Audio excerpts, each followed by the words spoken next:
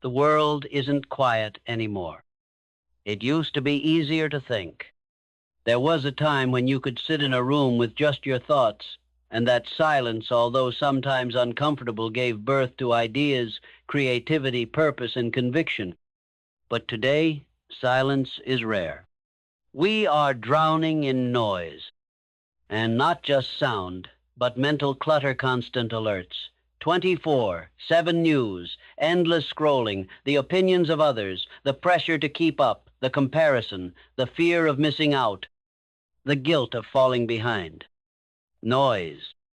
It's not always loud, but it's always present. And here's the truth. Noise kills clarity. And if you're going to get anywhere in life, you need clarity.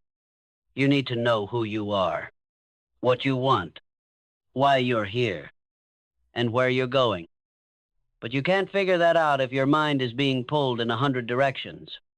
So if you want to rise above the average, the ordinary, the mediocre, if you want to be exceptional, focused, and fulfilled, you've got to get locked in, and the first battle is with the noise. Let us now explore the different kinds of noise. Not all noise comes through your ears.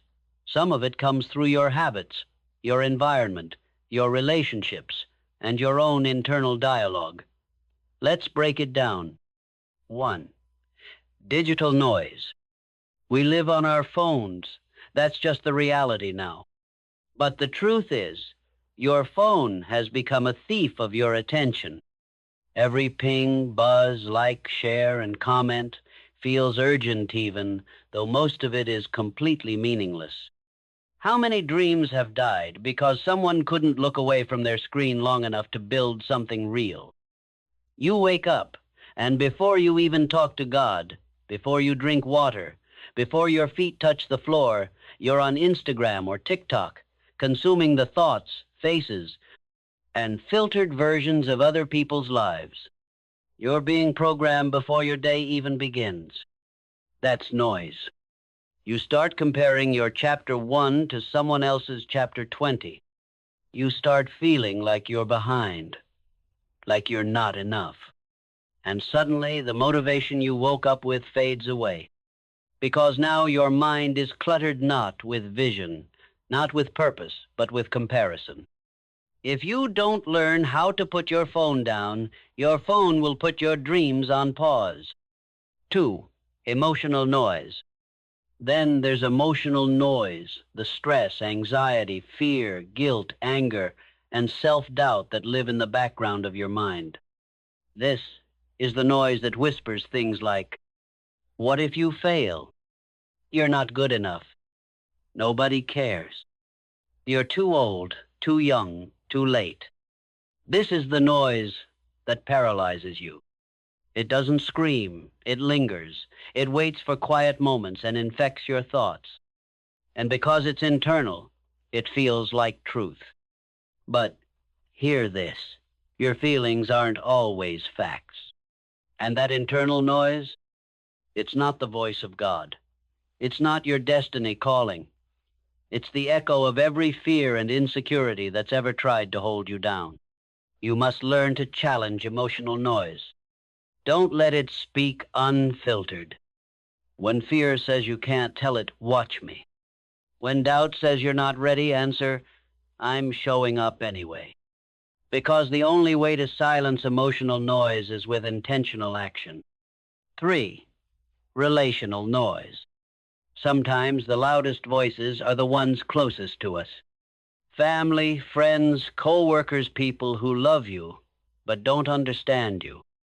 They mean well, but they want you to stay safe, small, predictable. They say things like, are you sure this is the right path? Maybe you should stick to something more stable. Don't get your hopes up. They don't say it to hurt you. But if you're not careful, you'll internalize their fears and call it wisdom.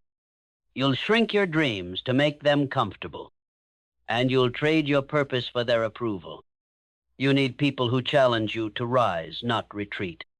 If someone's voice consistently distracts you from your vision, then it's time to turn down their volume, not out of disrespect, but out of survival.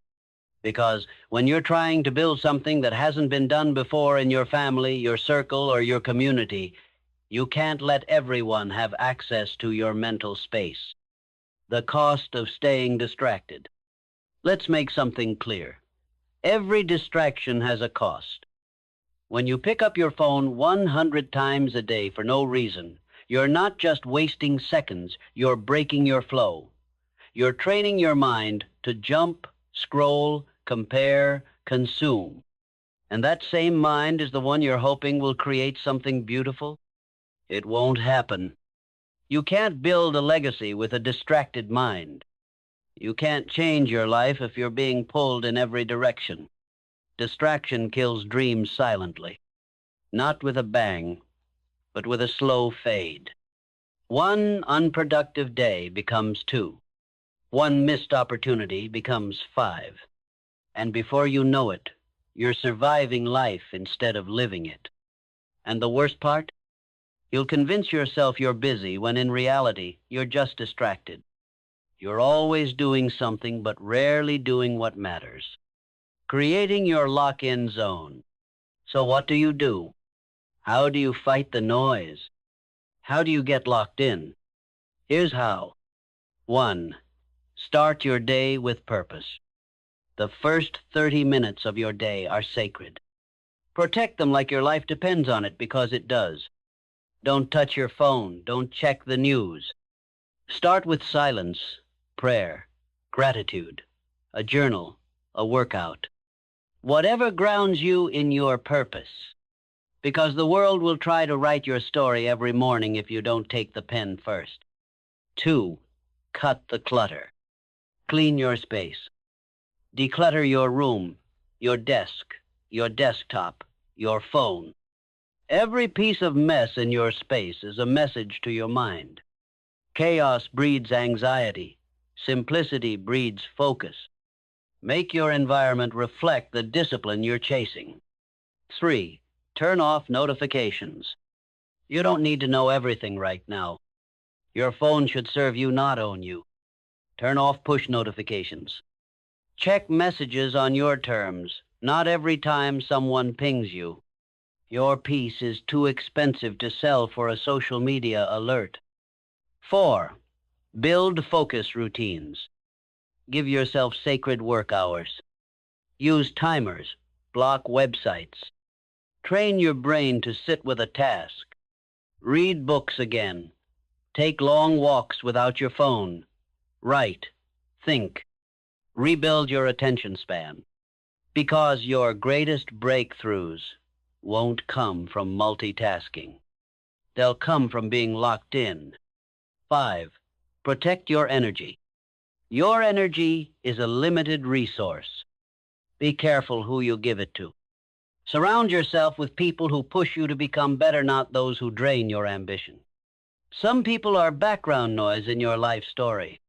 And to hear the voice of purpose clearly, you need to learn how to turn the volume down. Why this matters more than ever. We are living in the most distracted generation in human history. We are overstimulated, overinformed, and overwhelmed. And if we don't fight back with intention, we'll lose our ability to think, to dream, to imagine. You are not here to blend in. You're here to stand out. You're here to create, to lead, to transform. But you can't do any of that until you silence the chaos around you. It's time to take back your mind. Take back your attention. Take back your time. Because every second you spend distracted is a second you're not living your calling. Closing. Lock in right now. This is your moment to make a decision. You can scroll to the next thing. You can keep living distracted. Or you can draw a line in the sand and say, I'm done letting the noise run my life. I'm done being pulled. I'm done being passive. I'm locking in. You were born with something powerful inside of you. But you'll never find it in the noise. You'll find it in the silence, in the focus, in the discipline. That's where clarity lives. That's where greatness grows. So today, shut the door, turn off the phone, mute the noise, and tune in to your calling. This is where the journey begins. Get locked in. The myth of multitasking. You've heard it before, multitask to get more done. But let me tell you something. Multitasking is a myth. Not only is it a lie, it's one of the greatest productivity killers of our generation. Your brain is not designed to chase multiple priorities at the same time. Every time you switch from one task to another, your brain doesn't just jump, it lags. There's something scientists call the switch cost. You lose time, energy, and focus. So when you say, "I'm just juggling everything," what you're really saying is, "I'm being pulled in 10 directions and barely making progress in any." True productivity, the kind that builds legacies, comes from depth, not speed. It comes from getting locked in on one thing, going deep, staying consistent, and finishing strong. Focus is the ultimate cheat code in a distracted world. It's not about doing more. It's about doing what matters most. What is focus really? Focus isn't just about avoiding distractions. It's about giving complete attention to something valuable. It's intentional. It's fierce. It's single-minded. It means you choose one target and aim every part of yourself toward it. Your thoughts, your energy, your time. You don't just try. You commit. Think of a magnifying glass. When you hold it under the sun, nothing happens until you focus the light. Then suddenly, with enough focus, that same beam of light can start a fire. Now ask yourself, are you scattered sunlight or a focused beam? If you're tired of not seeing results, it's not because you're not talented. It's probably because you're not focused long enough for anything to ignite. The enemies of focus. Let's break down the enemies of focus so you can recognize and fight them. 1. Distractions disguised as opportunities. Not everything that looks good is good for you. Sometimes a distraction shows up wearing the clothes of an opportunity. It may pay well. It may look exciting. It might even align with your general interests. But the question is, does it align with your ultimate goal? Every yes is a no to something else. So before you agree to anything, ask yourself, does this pull me closer to my purpose? Will this split my energy or sharpen it? Not everything is for you. Some doors need to stay closed so you can stay focused on the one that leads to your breakthrough. 2. The addiction to starting. Some people don't have a focus problem. They have a finishing problem. They love the rush of starting, the high of something new. But once it gets hard, boring, or slow, they jump ship and chase the next shiny thing. They confuse movement with momentum. They confuse busyness with progress. And they end up with 10 half-built bridges wondering why they can't get across the river. Focus finishes. If you want to win, stop jumping. Pick a path and commit to seeing it through. 3. Fear of missing out, FOMO. Let's call it what it is. FOMO is a liar. It will have you saying yes to everything, worried you'll miss the next big thing. But here's the truth. Every time you chase everything, you achieve nothing. You're not missing out when you say no. You're staying locked in. The only thing you should fear is not fulfilling your potential because you were too distracted to stay the course. The science behind focus. Here's where it gets real. Neurologically, focus activates the prefrontal cortex, the part of your brain responsible for planning, decision-making, and self-discipline. The more you practice focusing on one thing, the stronger that area becomes. It's like a muscle. The more you use it, the more effective it becomes. But the opposite is also true. The more you multitask, the more scattered you become. You're literally training your brain to struggle with sustained effort. That's why you can scroll for hours, but struggle to read one chapter of a book. Let's flip that. Let's retrain the brain. You don't need a better phone or a smarter app. You need a better mindset. And that starts with discipline, routine, and self-control. Locking in with intentionality. Let's talk about getting practical. Focus doesn't happen by accident, happens by design. Here's how you start living a focused life. 1. Choose your one thing. What's the one thing that if you accomplished it would make the biggest difference in your life right now? Not 10 things, not 5 things, just one. That one thing becomes your North Star. You wake up thinking about it. You organize your schedule around it. You build systems, routines, and boundaries to protect your time for it. Everything else becomes secondary. 2. Time block your priorities. Don't just make a to-do list. Make a schedule. Allocate specific hours to deep, work distraction-free, focused time. If it's not on your calendar, it doesn't exist. Guard your time like it's sacred because it is. This is how high performers move. They don't just work hard. They work smart, and they work with intention. 3. Eliminate distraction triggers. Set yourself up to win. Turn off unnecessary notifications. Put your phone in another room when doing deep work. Use noise-canceling headphones or ambient music. Close extra tabs. Set boundaries with people during focus time. You can't expect to go deep if you're always one message away from being pulled out. The spiritual side of focus. Let's take it deeper. Focus isn't just practical, it's spiritual. When you are focused, you are aligning your heart with your mission. You are saying to God, I will be a good steward of the vision you gave me. You are treating your calling with the seriousness it deserves. Distraction is the enemy's tool to keep you from your assignment. Focus is your weapon of resistance. Look at anyone used mightily by God, Jesus, Moses, Paul, David. They were locked in. They weren't perfect, but they were focused. Jesus ignored crowds, ignored critics, walked past people who begged for his time because he was locked in on his mission. What's your mission? Do you even know it? If not, it's time to seek it. And once you find it, protect it with everything you have. Stories of real focus. Let's look at a few real examples. Kobe Bryant used to show up to the gym at 4:00 a.m. to practice alone before team workouts. Why? Because he was locked in.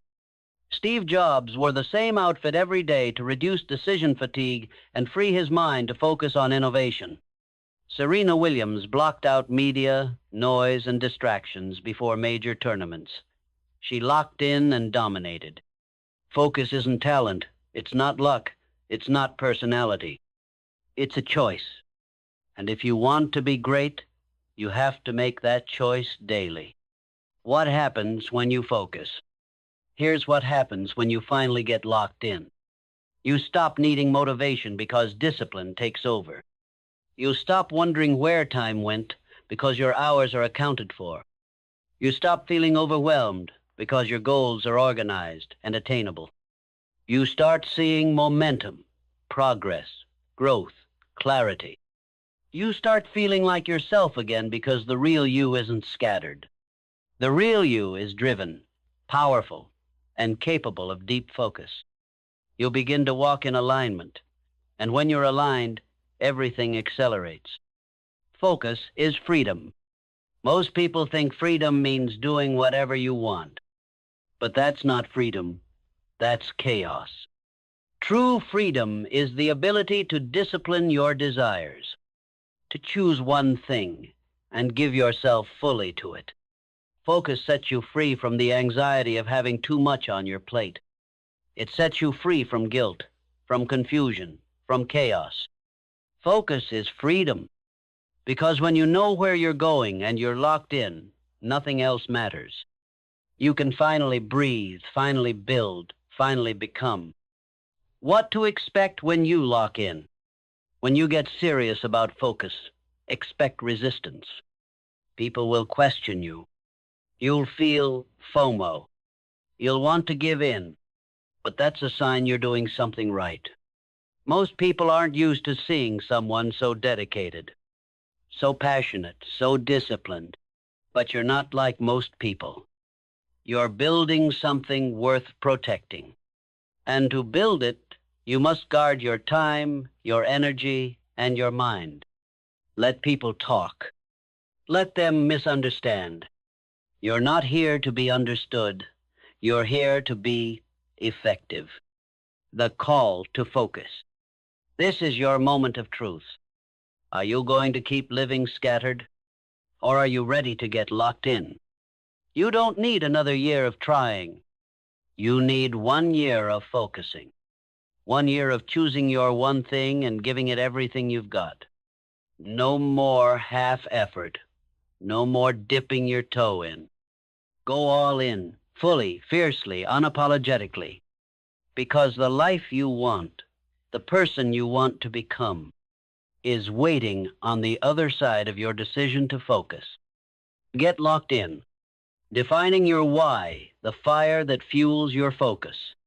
If you're going to get locked in for the long haul, if you're truly going to build the life, the business, the purpose you dream of, then you need something stronger than motivation. You need something deeper than hype. You need your why. Your why is your foundation. Your why is your anchor in a storm. It's the fire beneath the grind, the soul of the sacrifice, the reason you don't quit when everything in you says, give up. Here's the truth. Anyone can be inspired when things are easy. Anyone can be motivated when they're winning. But what about when life punches you in the face? What about when you don't see results after months of effort? What about when the only applause you hear is your own? That's when your why has to speak louder than your pain. 1. The shallow why won't last. Let's start here. Not all whys are created equal. Some people say their why is money. Others say fame. Some want approval. And while there's nothing wrong with wanting success or recognition, hear this loud and clear. Surface-level whys will crumble under pressure. If your only reason for building something is to be seen or celebrated, then what happens when no one's watching? What happens when your work goes unnoticed for years? What happens when your content doesn't go viral? What happens when the money isn't flowing yet? You quit. That's what happens, because your why wasn't deep enough to hold you. That's why you have to go deeper. 2. Discovering the core of your drive. So how do you find a strong why? Ask yourself questions that demand honesty. What would I still be doing if no one ever applauded me for it? What pain have I survived that I want to help others overcome? What injustice, what struggle, what brokenness in the world lights a fire in my soul? Who is depending on me to show up strong even if they don't know it yet? Maybe your why is your family. Maybe it's your younger self, the kid, who needed someone like the person you're becoming. Maybe it's your desire to break generational cycles, to prove to yourself that you are not your failures. Maybe it's spiritual, your calling, your divine assignment. Whatever it is, it has to be powerful enough to carry you when emotions fail you. 3. Your why must be personal. Don't borrow someone else's reason. This journey is not about copying what worked for someone else. It's not about Instagram-worthy goals or recycled visions. Your why should come from your story, your scars, your unique purpose. There's power in owning your journey. Maybe you've been broken, abandoned, rejected, and you vowed to never let another person feel what you felt. Maybe you lost someone, and you want to live a life that honors their memory. Maybe you've tasted failure so deeply that success isn't optional, it's necessary for your healing. Whatever it is, name it. Write it down. Speak it daily. Let it fuel you when you're tired, when you're doubting, when you're ready to quit. Because when your WHY is personal, Your commitment becomes personal too. 4. Your why turns sacrifice into honor. Let's be real. Getting locked in requires sacrifice. You're going to miss parties. You're going to lose sleep. You're going to skip comfort and endure discomfort. You'll go unnoticed, uncelebrated, and unrecognized for a while. But when you have a powerful why, those sacrifices don't feel like punishment. They feel like purpose. Waking up at 4 a.m. isn't suffrage, it's investing. Working weekends while others rest isn't punishment, it's alignment. Going through rejection after rejection isn't humiliation, it's preparation. You don't see it as losing, you see it as choosing. Because when your why is clear, you understand. This pain has a purpose. This pressure has a point. This path is producing something greater. 5. Let your why be your compass. There will be seasons where you feel lost. There will be moments when you wonder if it's worth it. You will doubt yourself, question your path, and wrestle with uncertainty. But a powerful why becomes your compass. When life gets blurry, your why brings focus. When you feel like giving up, your why whispers, keep going. When success takes longer than expected, your why reminds you that legacy takes time. This isn't just about goals. This is about destiny. This is about impact. This is about the generations that will be changed because you refuse to quit. That's why you must define it now. You must internalize it. You must rehearse it in your mind like a battle cry. Because your why isn't just motivation. It's your fuel, your weapon, your shield. 6. Remind yourself daily. Here's a practical truth. No matter how deep your why is, you'll forget it if you don't keep it in front of you. That's the danger of routine, of just grinding through days without reflection. Eventually, your drive fades if your why gets buried under deadlines and distractions. So remind yourself, daily, hourly if you must. Put your why on your mirror. Make it your phone wallpaper. Set a daily alert that reminds you why you started. Record a voice memo of yourself speaking your why and play it back every morning. Pray it. Meditate on it. Breathe it in. Because when your why stays fresh, your focus stays sharp. You can endure almost anything when you remember what it's all for. 7. Let your why mature with you. Your why will evolve. That's okay. What started as a desire to prove something may mature into a desire to build something. What began with pain may shift into purpose. Don't resist growth. Embrace it. Your why will deepen as you walk further in your calling. You'll realize new layers to your identity. You'll discover new burdens that break your heart and inspire your action.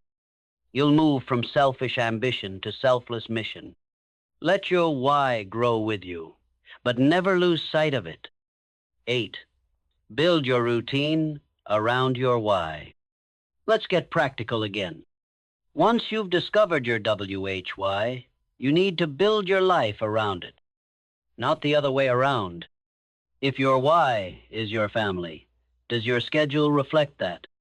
If your why is legacy, do your habits align with someone who's building something generational?